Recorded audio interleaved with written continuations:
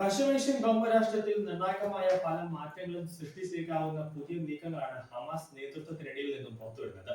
ഖത്തറിൽ ദീർഘകാലമായി പ്രവർത്തിച്ചു വന്നിരുന്ന തങ്ങളുടെ രഹസ്യ പ്രവർത്തന കേന്ദ്രങ്ങൾ തുർക്കിയിലേക്ക് മാറ്റാൻ ഹമാസ് തയ്യാറെടുക്കുന്നുവെന്ന റിപ്പോർട്ടുകൾ അന്താരാഷ്ട്ര തലത്തിൽ വലിയ ചർച്ചകൾക്കാണ് വഴി തുറന്നിരിക്കുന്നത്. ദോഹ ഹമാസ് നേതാക്കൾക്ക് മേൽ ഏർപ്പെടുത്തിയ പുതിയ നിയന്ത്രണങ്ങളാണ് ഈ മാറ്റത്തിന് പ്രധാന കാരണമായി ചൂണ്ടിക്കാണിക്കപ്പെടുന്നത്. ഇസ്രയേലിന്റെ ഔദ്യോഗിക സംരക്ഷണ സ്ഥാപനമായ കാൻ പുറത്തുവിട്ട വിവരങ്ങൾ അനുസരിച്ച് ഹമാസിന്റെ തന്ത്രപ്രധാനമായ സൈബർ വിഭാഗവും ആസൂത്രണ പ്രവർത്തനങ്ങളുമാണ് പ്രധാനമായും തുർക്കിയിലേക്ക് മാറ്റുന്നത്. എന്നാൽ സംഘടനയുടെ പരസ്യമായ രാഷ്ട്രീയ നേതൃത്വം താത്കാലികമായി ഖത്തറിൽ തന്നെ തുടരണമെന്നാണ് പുറത്തുവരുന്ന സൂചനകൾ. സൈനിക തന്ത്രങ്ങളും സാങ്കേതിക പ്രവർത്തനങ്ങളും കൂടുതൽ സുരക്ഷിതമായ മറ്റൊരു രാജ്യത്തേക്ക് മാറ്റുക എന്ന തന്ത്രപരമായ തീരുമാനമാണ് ഇതിന് പിന്നിലുള്ളത്.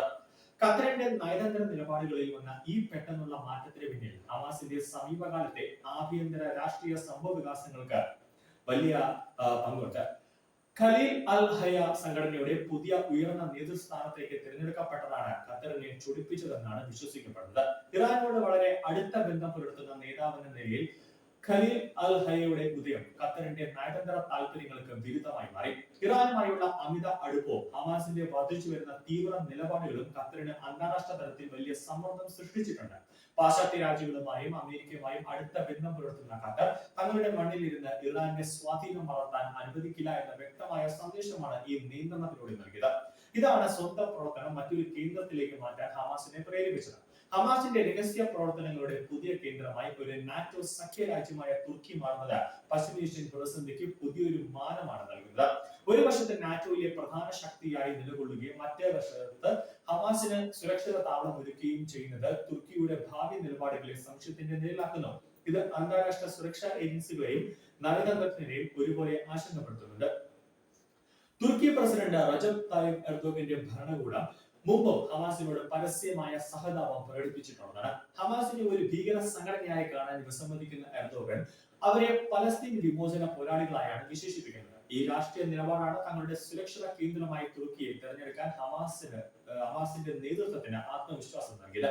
ഈ നീക്കം അമേരിക്കയും തുർക്കിയും തമ്മിലുള്ള ദീർഘകാല ബന്ധത്തിൽ വലിയ വിള്ളലുകൾ വീഴ്ത്താൻ സാധ്യതയുണ്ട്. ഒരു നാറ്റോ അംഗ രാജ്യം ഭീകര സംഘടനയുടെ പ്രവർത്തനങ്ങൾക്ക് താവളമൊരുക്കുന്നുവെന്ന വാദം ഉന്നയിച്ച് അമേരിക്ക ശക്തമായ നയതന്ത്ര സമ്മർദ്ദവും ഉപരോധ മുന്നറിയിപ്പുകളും നൽകിയേക്കാം. വരും ദിവസങ്ങളിൽ വാഷിംഗ്ടണും അങ്കാറയും തമ്മിലുള്ള ബന്ധം കൂടുതൽ സങ്കീർണമാകാൻ ഇത് കാരണമാകും. ഇസ്രയേലും തുർക്കിയും തമ്മിൽ നിലനിൽക്കുന്ന നേരിയ നയതന്ത്ര ബന്ധങ്ങൾ പൂർണ്ണമായും തകരുന്നതിലേക്കും ഈ തീരുമാനം വഴിവെച്ചേക്കാം.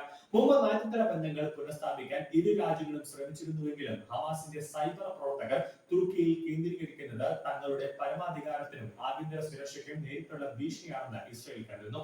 ഹമാസിന്റെ സൈബർ വിഭാഗം തുർക്കി കേന്ദ്രീകരിച്ച് പ്രവർത്തിക്കുന്നത് വിവര സാങ്കേതിക മേഖലയിലും ഡിജിറ്റൽ യുദ്ധരംഗത്തും പുതിയ വെല്ലുവിളികൾ ഉയർത്തും. ഇസ്രയേലിന്റെ അടിസ്ഥാന സൗകര്യങ്ങൾക്കും രഹസ്യാന്വേഷണ ഏജൻസികൾക്കുമെതിരെ ശക്തമായ സൈബർ ആക്രമണങ്ങൾ നടത്താൻ ഹമാസ് ഈ താവളം ഉപയോഗിച്ചേക്കാം. ഇത് പ്രദേശത്തെ ഡിജിറ്റൽ സുരക്ഷാ സംവിധാനങ്ങളെ വലിയ സമ്മർദ്ദത്തിലാക്കും. അതുപോലെ തന്നെ തുർക്കിയിൽ നിന്നുള്ള ആസൂത്രണ വിഭാഗത്തിന്റെ പ്രവർത്തനം സംഘടനയുടെ സൈനിക ശേഷി വർദ്ധിപ്പിക്കാൻ ഉപകരിക്കും. സാമ്പത്തിക സമാഹരണം, ആയുധക്കടത്തിനുള്ള തന്ത്രങ്ങൾ നിർമ്മിക്കൽ, വിദേശ രാജ്യത്ത് ഉള്ള ശൃംഖല ഏകോപിക്കൽ എന്നിവ തുർക്കിയിലെ സുരക്ഷിതമായ അന്തരീക്ഷത്തിൽ എളുപ്പത്തിൽ നടത്താൻ ഹമാസിന് സാധിച്ചേക്കും. മധ്യപൂർവ്വ ദേശത്തെ മറ്റ് അറബ് രാജ്യങ്ങളും ഈ സംഭവ വികാസത്തെ അതീവ ഗൗരവത്തോടെയാണ് വീക്ഷിക്കുന്നത്.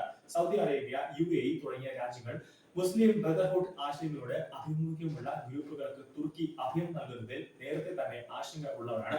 ഹമാസിന്റെ വരവ് ഈ പ്രാദേശിക ഭിന്നത കൂടുതൽ രൂക്ഷമായേക്കാം.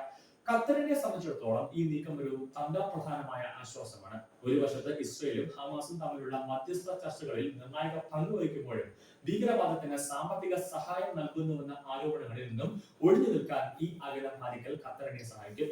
എന്നാൽ മധ്യസ്ഥ ചർച്ചകളുടെ ഭാവി ഇതിലൂടെ കൂടുതൽ സങ്കീർണമാക്കാൻ സാധ്യതയുണ്ട്. ഹമാസിന്റെ പ്രധാന നേതൃത്വവും തന്ത്രപ്രധാന വിഭാഗങ്ങളും വ്യത്യസ്ത രാജ്യങ്ങളിൽ ചിതറി പ്രവർത്തിക്കുമ്പോൾ ഏകീകൃതമായ ഒരു തീരുമാനത്തിൽ എത്തിച്ചേരാൻ മധ്യസ്ഥരായ രാജ്യങ്ങൾക്ക് വലിയ തടസ്സങ്ങൾ നേരിടേണ്ടി വരും. തുർക്കിയിലെ രഹസ്യാന്വേഷണ ഏജൻസിയായ MIT ഹമാസിന്റെ ഈ പ്രവർത്തനങ്ങൾക്ക് എത്രത്തോളം നിരീക്ഷണവും പിന്തുണയും നൽകുമെന്നും നിർണായകമാണ്. ഹമാസിന്റെ നീക്കങ്ങൾ പൂർണ്ണമായും അങ്കാറയുടെ അറിവോടെയായിരിക്കും നടക്കുക എന്നത് തുർക്കിക്ക് മേലുള്ള അന്താരാഷ്ട്ര ഉത്തരവാദിത്വം വർദ്ധിപ്പിക്കുന്നു. പാശ്ചാത്യ രാജ്യങ്ങളുടെ നിരീക്ഷണം കണ്ണുവെട്ടിച്ച് തങ്ങളുടെ സാമ്പത്തിക ശൃംഖലകൾ പുനഃസംഘടിപ്പിക്കാൻ ഹമാസിന് തുർക്കിയിലെ സാമ്പത്തിക മേഖല സഹായകരമായിരിക്കും. തുർക്കി ആസ്ഥാനമായി പ്രവർത്തിക്കുന്ന വ്യാജ കമ്പനികളും എൻജിഒകളും വഴി ഹമാസിന് ഫണ്ട് ഒഴുകാനുള്ള സാധ്യതകൾ സുരക്ഷാ വിദഗ്ധർ ചൂണ്ടിക്കാണിക്കുന്നുണ്ട്. നാറ്റോ സഖ്യത്തിനുള്ളിൽ ഇന്റലിജൻസ് വിവരങ്ങൾ പങ്കുവെക്കുന്നതിൽ ഇത് വലിയ പ്രതിസന്ധി സൃഷ്ടിക്കും. തുർക്കിയിലെ സൈനിക കേന്ദ്രങ്ങളും സാങ്കേതിക വിദ്യകളും ഹമാസ് അല്ലെങ്കിൽ ഇറാൻ കേന്ദ്രീകൃത വിവരശേഖരണത്തിന് ഇരയായേക്കുമെന്ന ആശങ്ക നാറ്റോയിലെ മറ്റ് അംഗരാജ്യങ്ങൾ പങ്കുവെക്കുന്നുണ്ട്.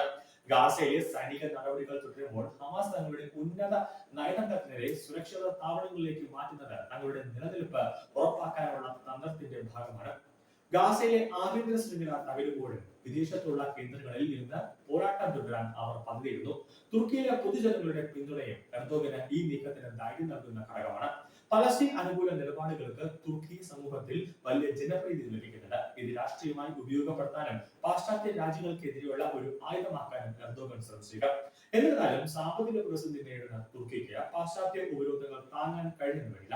അമേരിക്കയും യൂറോപ്യൻ യൂണിയനും തുർക്കിക്ക് മേൽ ശക്തമായ ഒരു സാമ്പത്തിക സമ്മർദ്ദം ചെലുത്തിയാൽ ഹമാസിനുള്ള പിന്തുണ പകുതിയിൽ വെച്ച് പിൻവലിക്കാൻ അങ്കാറ നിർബന്ധിതരായിരിക്കും. ഹമാസിന്റെ തീവ്ര ഇറാൻ അനുകൂല വിഭാഗം സംഘടനയിൽ കൂടുതൽ ശക്തി പ്രാപിക്കുന്നതിന്റെ വ്യക്തമായ തെളിവ് കൂടിയാണ് ഈ വസതി മാറ്റം.